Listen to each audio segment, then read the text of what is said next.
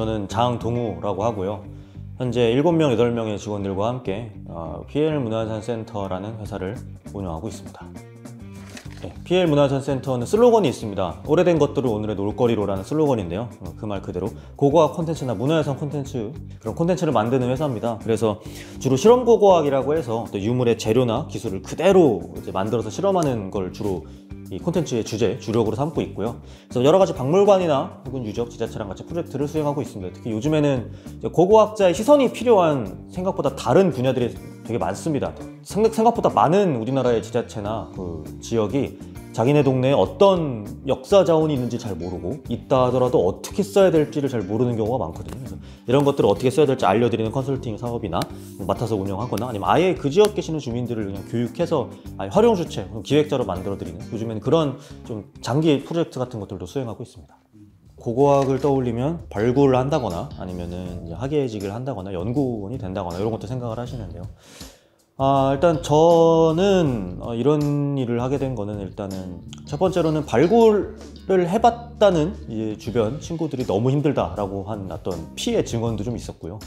무섭더라고. 도저히 못 가겠더라고. 근데 그런 것도 있었고, 두 번째로는 애초에 저부터가 이쪽 분야에 조금 오타쿠였습니다. 그래서 진짜 어렸을 때부터 항상 뭐 불멸의 순신 같은 데 나오는 막 저 화포, 총통이 진짜 저렇게 셀까? 막 배가 작살이 날까? 막 이런 거 궁금하니까 맨날 이렇게 박물관 가서 막 이러고 보고 주먹도끼 날카롭나? 이러고 맨날 보고 그래서 만들고 싶어 하고 막 그랬어요. 근데 또 마침 아버지로부터 꽤 좋은 손재주를 물려받아서 생각보다 잘 만들었습니다. 그래서 단장에 저부터만 해도 한 10년 정도 지금 전통활 만들기를 하고 있었고요. 10년 전에 완전 얼라 시절에는 또 마침 그때 최종병기 활이라는 영화가 유행하면서 활 만드는 동호회에 믿기지 않겠지만 5만 명의 회원이 있었는데 그 중에 5명, 가장 손재주 좋은 5명이 우리 회사를 설립을 하게 된 멤버들입니다. 활부터 시작해서 뭐 화살촉, 뭐 화살집 온갖 것들을 한 5만 개 가량 만들었습니다. 그래서 그러다가 우연히 어떤 이제 전공선사박물관이라는 박물관의 눈에 띄어서 좀 박물관 업계로 들어가게 됐고요. 그때 마침 실험 고고학이 마침 우리나라 고고학계에서 뭔가 좀 이제 움직임이 있던 상황이었는데 뭐 물건 잘 만들고 잘 쓰는 친구들 나타나니까 그때부터 좀 일이 저희도 시작이 된 것 같습니다.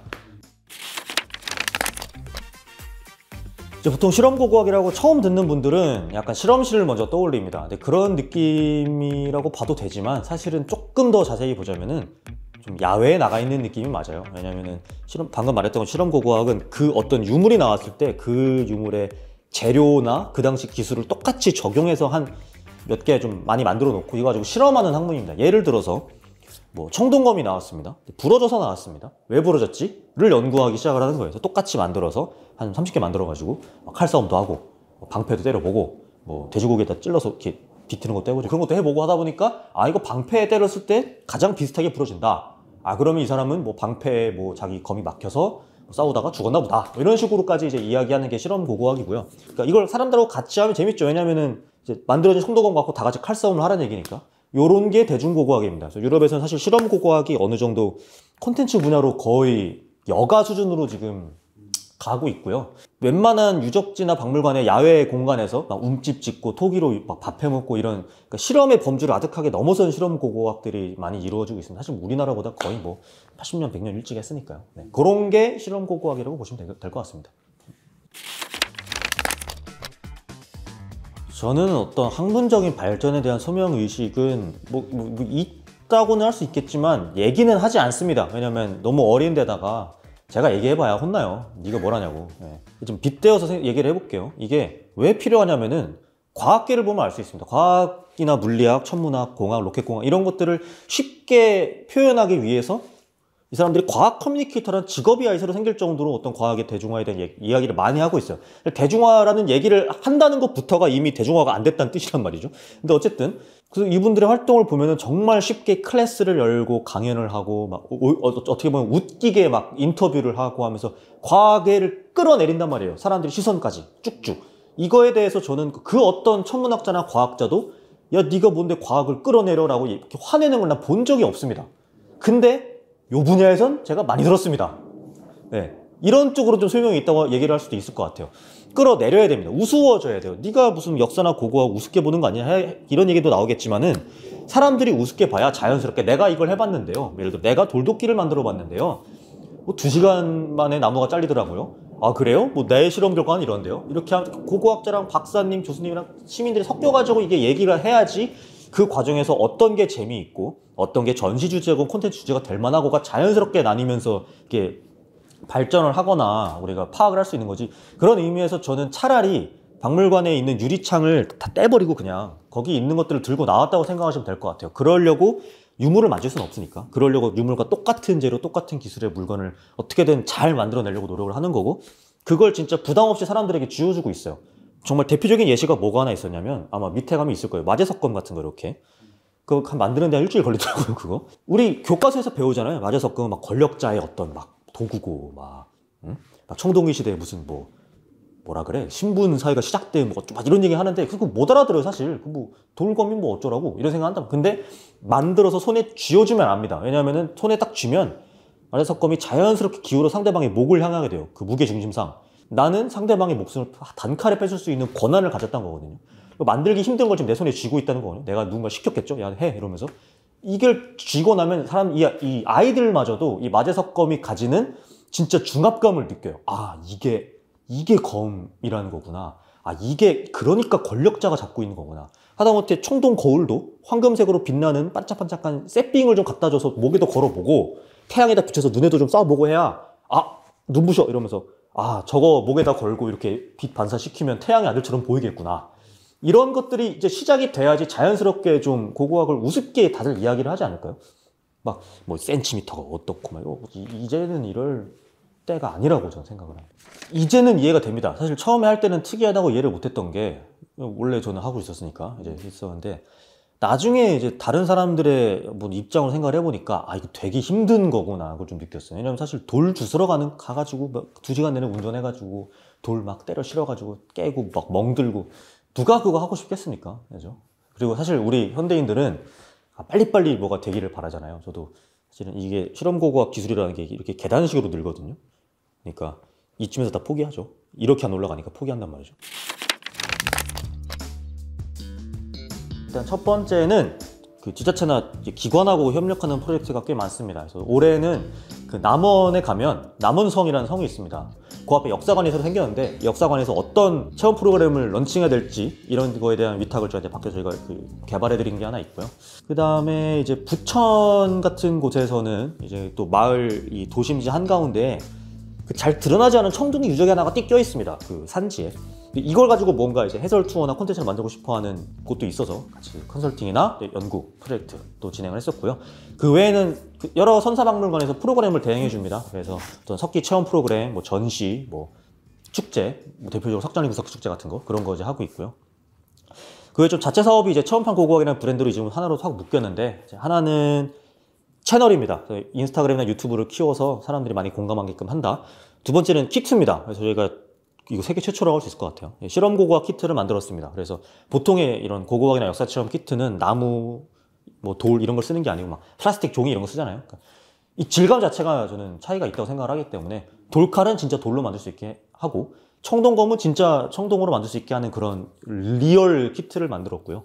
세 번째로 공간을 마련하는 기준, 제가 있는 이 공간입니다. 그래서 그런 키트를 구매하면서 집에서 즐기는 거 말고 공간에 와서 나랑 진짜 진하게 같이 놀아보고 싶은 사람들은 여기 오는 거. 그러니까 이 3박자로 구성된 게 체험판 고고학 프로젝트로 할 수 있을 거고, 이건 실제로 이제 국내에서 긱불이라는 과학 커뮤니케이터가 성공적으로 이런 사례를 운영하고 있죠. 혹은 산하고 3D펜, 혹은 미국의 마크 로버 같은 사례를 보고 저도 이제 발꼬락 때라도 좀 쫓아가려고 이렇게 하고 있고요. 그 다음에 지금 좀 장기 프로젝트로는 마침 저희가 개발했던 키트 같은 경우가 생각보다 인도 쪽 유물들에서는 확장성이 많이 높더라고요. 인도에는 그 얇은 그 청동이나 구리로 된 도구가 많이 나오는데 저희가 어쨌든 청동으로 진짜 가공할 수 있는 키트를 만들었으니까. 거기다 더해서 인도가 지금 현재 이제 실험 고고학에 눈을 떴습니다. 그래서 이게 콘텐츠가 된다. 그다음에 교육으로서 굉장히 효과적이다라는 걸 알아냈기 때문에 이제 그 선진 사례를 찾다가 저한테 연락이 와서 저희가 최근에 인도의 라자스탄주에 가서 이제 기술교류 워크숍을 진행했고요.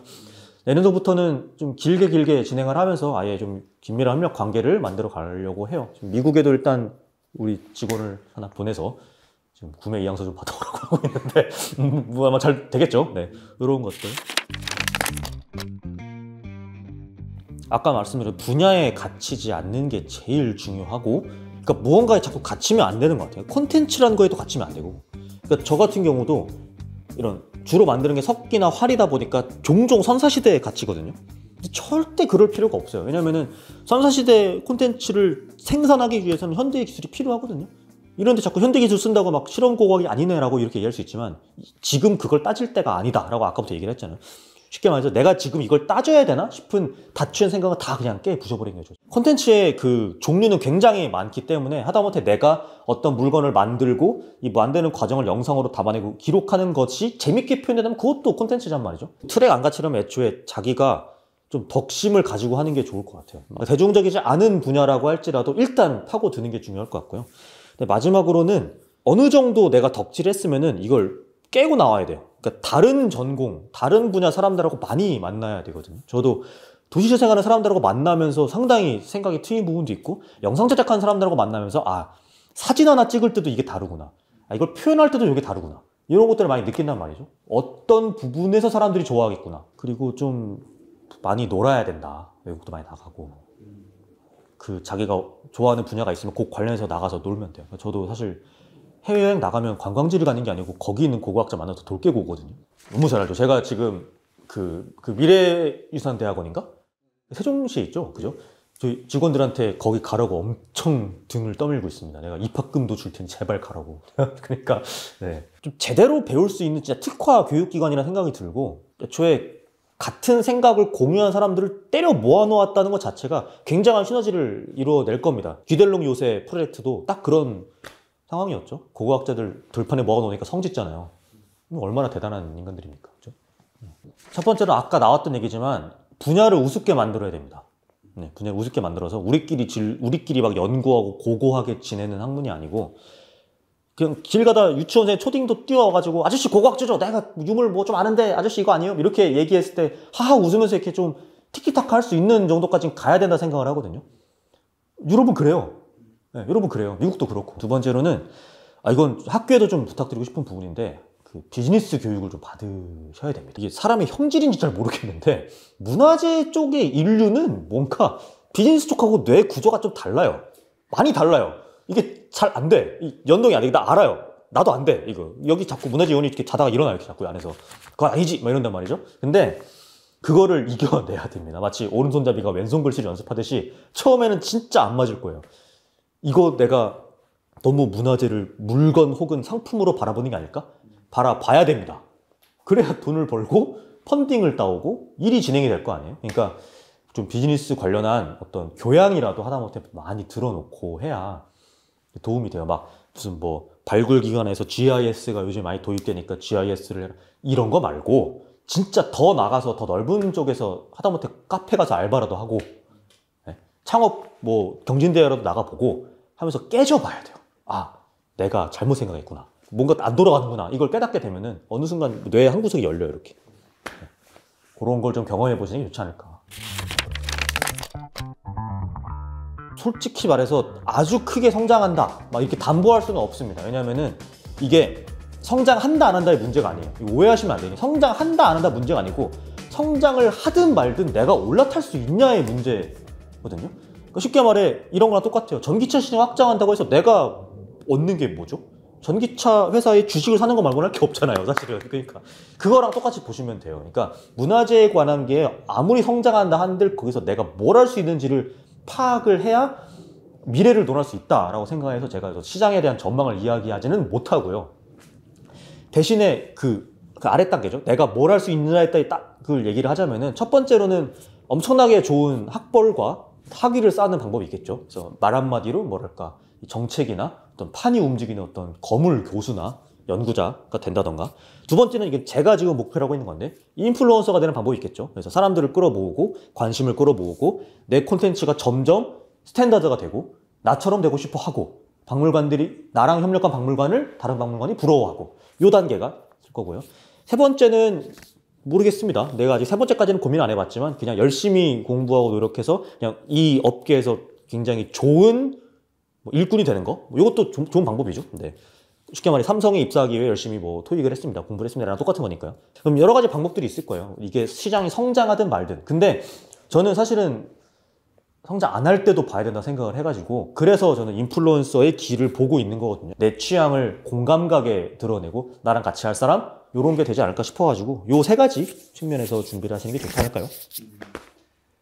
일단 정상인이 아니라는 거는 이 전통문화대학교 원서를 넣는 순간에 증명이 됐다고 저는 생각을 합니다. 들어가서도 최대한 이상한 짓을 많이 하는 게 중요한 것 같아요. 그러니까 저도 사실 뭐 후회가 되는 사고 친 것도 좀 많이 있긴 하지만 뒤돌아보면 다 인생에 도움이 되거든요. 이게 좀 경성대학 선생님한테 좀 미안하지만 경성대학교 연못에서 그 도라살촉 달린 화살로 잉어도 많이 잡아먹었어요. 도라살촉이 날카로울까 궁금했고 활이 위력이 좋을까 궁금했고 지갑에 돈이 없었거든. 그래서 그런 짓도 많이 했는데 이게 진짜 도움이 많이 되는 게 활쏘기 체험을 구성할 때 이 경험이 도움이 돼요. 그러니까 뭐라도 지금 그 체력이 담보가 될 때 저질러 놓는 게 좋고, 애초에 전통문화대학교에 지금 그런 똘끼 있는 사람들을 학교 안에 같은 문제로 몰아놨잖아요. 분명히 사고를 칠 거라 생각이 됩니다. 그래서 저번에 가보니까 주변에 강도 있고 뭐 연못도 있고 하던데 뭐 뭐라도 해보세요. 네, 뭐라도 해보고.